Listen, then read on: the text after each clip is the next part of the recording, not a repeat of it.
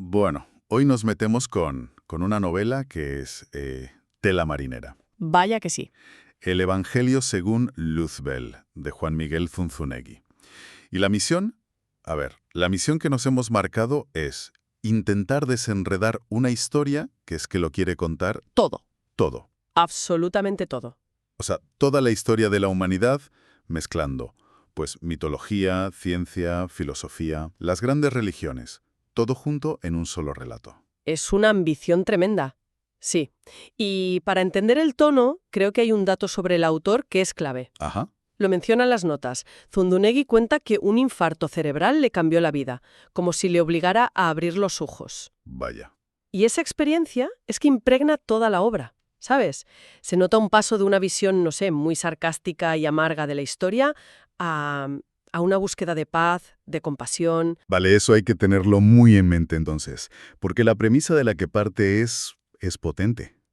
La idea de que la historia, la ciencia, la teología. Que son como idiomas distintos. Exacto, idiomas distintos que intentan explicar el mismo misterio, ¿no? Justo. La tesis es que hemos construido un montón de divisiones, de muros, pero que si rascas un poco, las similitudes son, como dice el texto, enormes. Y para ver cómo desarrolla esto, lo mejor es seguir la trama. Pues venga, vamos a ello. Y lo primero que choca es que la novela empieza por el final. Literalmente. Sí, te planta de lleno en el Armagedón, el fin del mundo. La imagen es desoladora. Una caverna, el planeta devastado por la guerra, y dentro, dos supervivientes que son poco más que despojos. Ahí está Inanna con el uniforme hecho jirones del ejército de Oriente y Tammuz con el de Occidente. Ambos heridos de muerte, agonizando. Y aún así, en ese estado, lo primero que hacen es culparse el uno al otro. Sí, y con la misma frase, que es tremendo. Ellos comenzaron la agresión. Es el eco de todas las guerras de la historia, condensado en dos personas. Y justo ahí, cuando ya no queda nada, aparece el tercer personaje que va a ser nuestro guía, Luzbel. Pero ojo, Sí, el libro se esfuerza mucho en aclararlo. Este no es el diablo del dogma cristiano. ¿no? Su nombre significa portador de la luz, y aquí representa la conciencia, el conocimiento. Y su primera intervención es un golpe de efecto total. Brutal. Les revela a Inanna y a Tammuz que no son dos simples soldados. Son las reencarnaciones de divinidades antiquísimas que han olvidado quiénes son. Espera. ¿Cómo? Sí, ella es Inanna, la diosa sumeria del amor y de la guerra. Sí. Y él es Tammuz, el dios de la sabiduría. Menudo giro para empezar. Y lo más fuerte es que les dice que no es la primera vez, que ya han vivido este mismo ciclo de autodestrucción en cada fin del mundo que ha habido antes. O sea que estos dos soldados son en realidad dioses milenarios que no se acuerdan de nada, y que repiten la misma historia una y otra vez. Exacto. Y entonces les suelta la frase que es el núcleo de todo. La del conflicto, esa. Los mira y les dice: Dicen huir de la guerra cuando el conflicto no está allá afuera, sino dentro de ustedes. uf, qué directo. Les viene a decir que la causa de todo no es el enemigo, ni la política, es el egoísmo y el miedo que cada uno lleva dentro, que el apocalipsis de fuera es solo un reflejo de una guerra interior que ya han perdido. Brutal. Supongo que a partir de ahí la cosa cambia. ¿No se van a quedar en la cueva discutiendo? ¿O sí? No, que va. A partir de esa revelación, Luzbel los saca de ahí y comienza el verdadero viaje. Un viaje a través del tiempo y el espacio. Para que entiendan cómo han llegado a ese punto. Exacto. Y los lleva literalmente al principio de todo, Al Big Bang, supongo. incluso antes, a lo que la física llama la singularidad y la cábala hebrea el Ein Sof. Ein Sof. Sí, un punto infinitesimal, más pequeño que un átomo, donde estaba contenido todo el universo. Y la novela propone que ahí ya existía la conciencia, la vida, todo, pero en estado potencial. Y aquí es donde la novela, para mí, da un giro alucinante. Pasa de la historia antigua a la física cuántica casi sin despeinarse. Pero antes de seguir, Luzbel les da una advertencia, ¿no? Sí, y es un aviso para los personajes, pero también para quien lee. A ver, les dice algo como: es imposible que un viaje de sabiduría llegue a buen fin si permiten que sus ideas y prejuicios les hagan negar todo aquello que choque con su programación. Es una petición directa. Aparca tus dogmas, tus creencias cerradas y atrévete a mirar. Justo. porque lo que viene después choca con casi todo lo que nos han enseñado. Esta fusión entre ciencia y misticismo, Luzbel les explica que materia y energía son lo mismo, dos caras de una moneda. Eso la física ya lo acepta. Claro, pero de ahí saca una conclusión que lo cambia todo. La frase exacta es: si materia y energía son lo mismo, mundanidad y espiritualidad lo son también. Es una bomba, te rompe los esquemas. Lo que plantea es que no existe esa división, que el mundo físico, lo que tocamos, es una especie de ilusión, una vibración más lenta de una energía fundamental que lo es todo. Y conecta eso con los Vedas. Conecta esa idea de la física del siglo XX con lo que decían los Vedas en la India hace milenios. El mundo es el sueño del creador.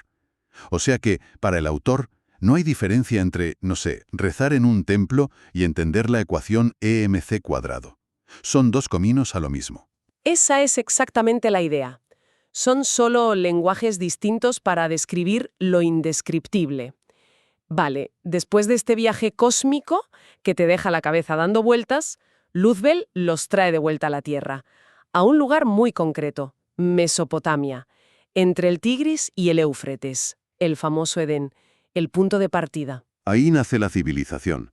Pero también es donde, según la novela, la humanidad comenzó a civilizarse y fue lentamente abandonando la búsqueda de la verdad y cambiándola por el ansia de poder y dominio. Aquí se plantea una de las tesis más interesantes sobre cómo funciona nuestra mente, ¿no? Sí, la de que los humanos creamos conceptos.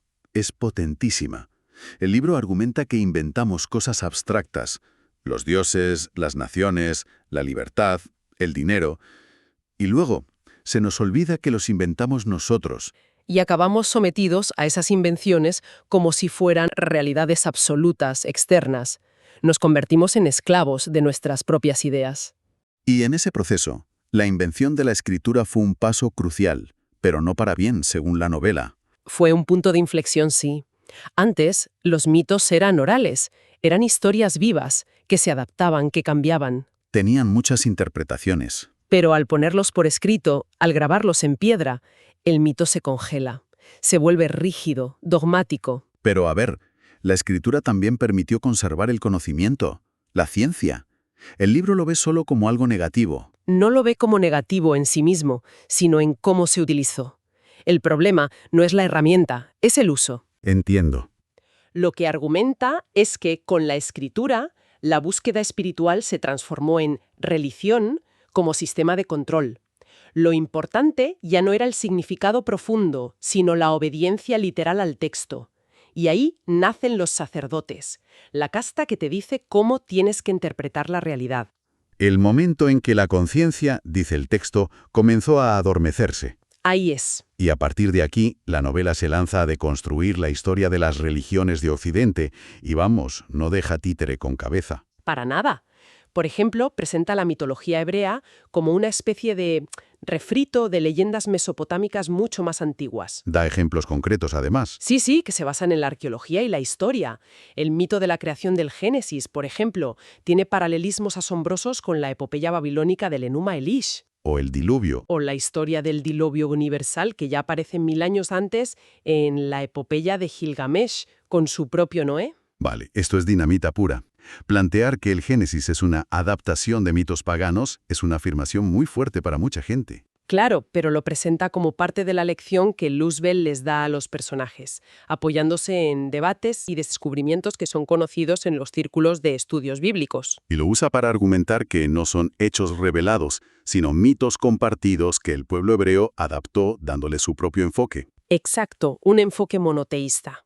Y lo mismo hace con la figura de Dios, que no la presenta como algo estático, sino como un concepto que evoluciona. Totalmente. Muestra que el Dios de Abraham, él, era un Dios sumerio, que luego Jacob parece interactuar con Baal, el Dios de los cananeos. Y que no es hasta Moisés que aparece Yahvé, que en sus orígenes es descrito como un Dios tribal, un Dios de la guerra, celoso y exclusivo para su pueblo.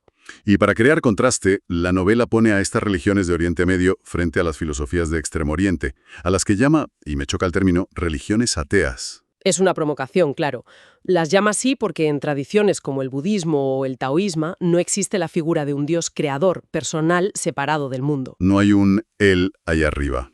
Entonces, ¿qué es el Tao o el Brahma? El libro los define no como un dios, sino como el misterio mismo de la existencia, una energía consciente, impersonal, que lo impregna todo. El universo mismo es esa conciencia. No es un creador, es la creación y el creador al mismo tiempo. Justo. Y es en esa misma línea mística, la de la experiencia directa de la unidad, donde la novela sitúa a la figura de Jesús. Claro, lo presenta como un maestro de amor, en la línea de Buda, no como el fundador de una nueva religión. Pero entonces, ¿cómo pasamos de un místico judío a la Iglesia Católica y el Vaticano? Según la tesis de la novela, su mensaje original fue transformado radicalmente. Primero por Saulo de Tarso, San Pablo. Que era ciudadano romano. Exacto. Y él traduce ese mensaje de amor a un lenguaje filosófico griego, con conceptos como el pecado original o la salvación por la fe, para que calara en el imperio. ¿Y el remate final? El remate llega siglos después, en el Concilio de Nicea, cuando el Imperio Romano, que se caía a pedazos, decide adoptar el cristianismo como religión de Estado. Pero no por una conversión masiva y sincera, según el libro. No, lo presenta como una decisión puramente política. Necesitaban un pegamento ideológico para mantener unificado un imperio en decadencia. Se convirtió en una herramienta de control. Y este parece ser el tema que lo conecta todo, la historia como un ciclo de guerras por el poder, pero siempre con una bonita excusa ideológica para justificarlas. La cita es muy directa. La ambición es la verdadera causa de todas las guerras. Exacto. Y la novela traza una línea que muestra cómo esos sistemas de control se van sofisticando. Empezamos con el feudalismo, sostenido por la idea de un orden divino. Luego las monarquías absolutas con su derecho divino, hasta que llama de la Ilustración y parece que va a romper con todo eso. Se cargan los mitos religiosos. Pero el libro dice que solo fue un cambio de decorado. Así es. La tesis es que la Ilustración simplemente reemplazó los mitos religiosos por nuevos mitos laicos. La nación, la patria, el progreso. Ideas igual de abstractas por las que la gente estaría dispuesta a matar y morir. Y eso nos lleva directos a la era moderna, a la que el libro describe con una frase que me ha dejado pensando. ¿Cuál? Una dictadura sutil a la que llamaron libertad. Es demoledora. Uf. ¿Y cómo desarrolla esa idea? A través de su crítica al capitalismo. Lo describe como un sistema que funciona gracias al mecanismo del deseo. Te genera una insatisfacción constante para que nunca dejes de consumir. Un ciclo de desear, comprar, tirar y volver a desear. Que es el motor de la economía, pero que nos mantiene en una carrera sin fin. Y sin sentido. ¿Y qué papel juega aquí la educación? Porque se supone que es la herramienta para liberarnos. Pues la visión de la novela es increíblemente cínica. Presenta la educación pública no como una herramienta de liberación, sino todo lo contrario. Argumenta que se diseñó para dos cosas: inculcar el nacionalismo y fabricar engranajes dóciles para la maquinaria industrial. O sea, se nos educa para ser buenos trabajadores y buenos consumidores, no para ser personas libres. Esa es la crítica, sí. Una crítica tajante. Y el motor que alimenta toda esta maquinaria moderna, y por tanto sus conflictos, es la energía, el petróleo. Claro, la conclusión a la que llega es un círculo vicioso perfecto y terrible. El petróleo mantiene la guerra y la guerra mantiene el petróleo. Se necesita un estado de guerra perpetua para justificar el gasto militar y el control de los recursos. Lo que a su vez alimenta la industria. Es un sistema que se retroalimenta hasta que inevitablemente explota. Y así volvemos al Armagedón de la cueva con el que empezó todo. Hemos cerrado el círculo. Empezamos en un mundo destruido y, después de recorrer la historia del universo, entendemos por qué se ha llegado a ese punto. Y la conclusión final no es que ganaron los malos. No. La conclusión es que no había buenos y malos, que el apocalipsis no fue una batalla entre Dios y el diablo, sino el suicidio colectivo de la humanidad. Una batalla que cada individuo perdió en su interior, cada vez que eligió el ego, el miedo y la división por encima del amor y la compasión. Entonces, al final de todo este viaje, la solución que propone la obra no es creer en un nuevo Dios o una nueva ideología, en absoluto. La salvación, si se puede llamar así, reside en lo que llama la práctica del amor. La tesis es que todas las grandes sabidurías apuntan a lo mismo, la unidad de todo lo que existe. Y la única forma de experimentar esa unidad es trascendiendo el ego. La novela es, en el fondo, una llamada radical a la responsabilidad individual. Y para terminar, hay una idea en los extractos que me parece la más potente de todas. Al final, Luzbel dice que su verdadero regalo a la humanidad no fue solo la conciencia, No, fue la conciencia acerca de su conciencia. Es decir, la capacidad de darnos cuenta de que nos damos cuenta, de observarnos a nosotros mismos. la capacidad de cuestionar nuestra propia programación, volviendo al principio. Exacto, y la novela termina dejando toda la responsabilidad en nuestras manos, con una advertencia y una promesa. La frase final para la reflexión es: ahora sabes que todo depende de ti. Esa es la buena noticia y el gran peligro. Si eligen el camino del amor, serán como dioses. Y esto inevitablemente nos deja con una pregunta abierta, casi vertiginosa. ¿Qué implica en la práctica, en el día a día, aceptar una responsabilidad tan inmensa sobre nuestro destino colectivo?